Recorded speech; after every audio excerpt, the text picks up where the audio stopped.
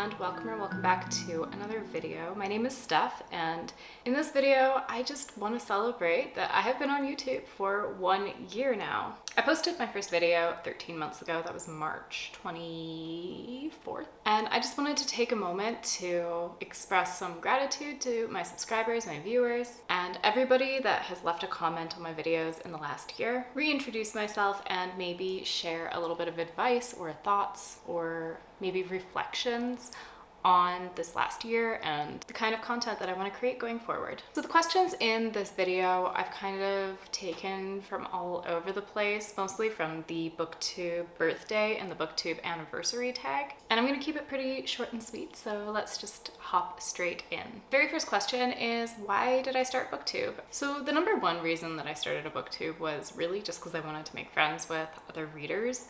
I do have some friends that are big readers, but you know, everybody reads different things, and this is just a way of kind of expanding my circle and to meet people and to get excited about books that we love or we don't love together. This was particularly important to me because I had just finished university and I was kind of getting back into reading and also wanting to dig deeper into the books that I was reading. I was wanting to get more out of it, which kind of takes me to the next question, which is, how have you changed as a reader? When I first joined Booktube, I would read a book and then be like, yeah, 3 stars, 4 stars, whatever, and just move straight on to the next one.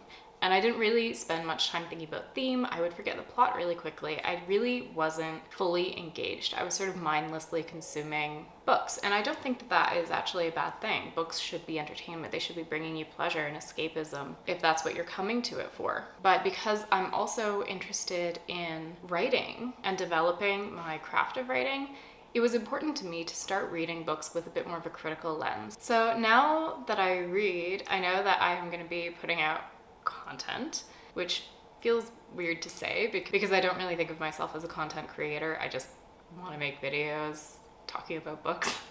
But you know, I am, that's what it is. And I want that to be content that is actually substantial. I want to say something that is useful or interesting or valuable to you guys, right? So I have kind of a process now of reading. When I'm reading, I take notes of like my reactions, my responses, and some of these might not ever make it into a vlog or a wrap-up video because I will occasionally write like 500 or 600 or 700 words. Okay, and then when I finish the book, I try and take a little bit of time to just kind of think about it. And it doesn't have to be, you know, a ton of time, but I do want to think a little bit about the themes. What was the author trying to actually achieve, or what were they doing with this novel, especially if it was a book that I found challenging. An example of a book that I'm reading right now where I'm really like scratching my head is The Pisces by Melissa Broder, because I'm enjoying it, but it's bizarre. So when I finish reading it, I'm going to probably have to sit with it for, you know, at least a couple of hours, you know, in the back of my mind or whatever. And then once I've done that, I will think about who this book is for, if it wasn't for me. And I'll take those notes and try and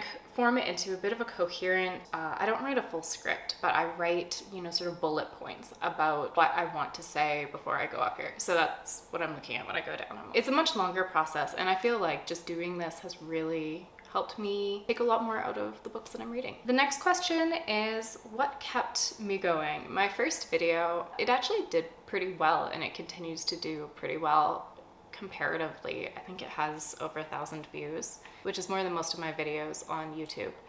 But that's because I did the Booktube newbie tag. Very awkward. It took me like 30 hours to film. I filmed it twice. It's quite, you know, there's moments when I can't watch it. It would be just way too cringe.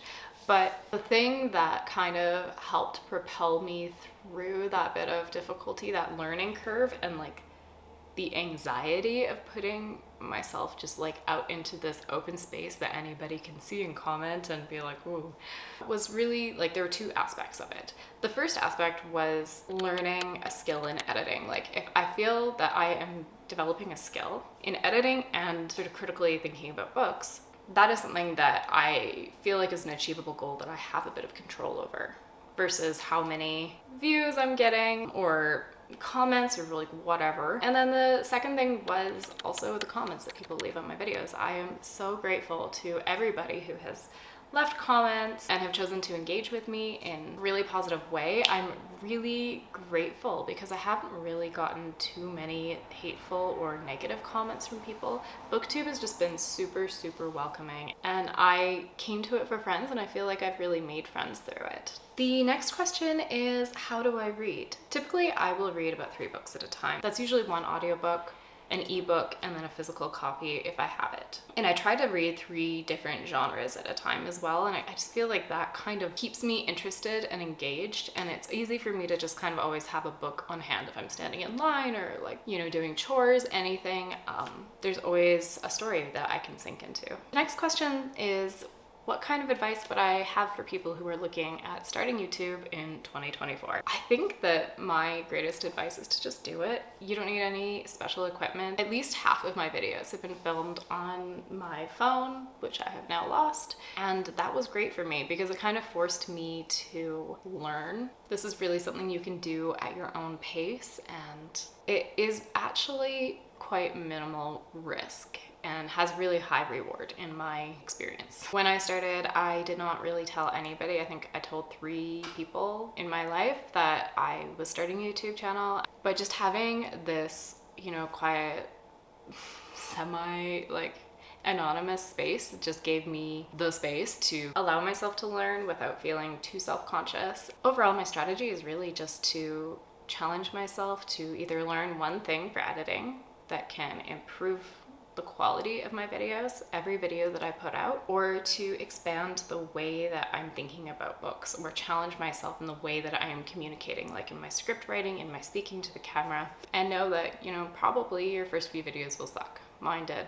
They're quite embarrassing actually, but at the same time, I'm proud of them, and it's totally worth going through that painful learning phase. And the final question that I'm going to be answering in this video is, what's next? I want to keep making the same kind of content. I think I'm really grateful for all of the positive feedback that everybody's given me again on my first writing video. I think I'll be continuing to make a few of those here and there, just sharing my process.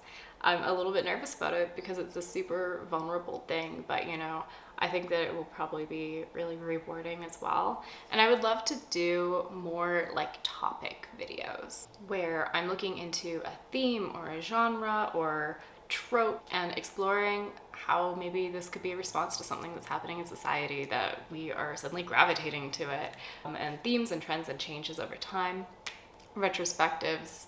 I don't know. I have some plans and some thoughts, but I don't know when or if I'm going to actually follow through with that, because those kind of videos just take a ton of work and research. But I might like to dip my toes in that pool a little bit. But I think that's pretty much the conclusion of this video. It's a really quick, short one for today, and I just wanted to say thank you so much to absolutely everybody that watches, has subscribed, and has left a comment or a like. I really appreciate it, and I am so grateful because you guys are really a huge motivating factor for me to continue creating videos, and the warmth and welcome that I've received in this community has just been way greater than I ever anticipated. So thank you so much. I'll see you guys again next week, and I hope that you have a great day, evening, whatever, wherever you are, whatever you're doing. Thanks for watching.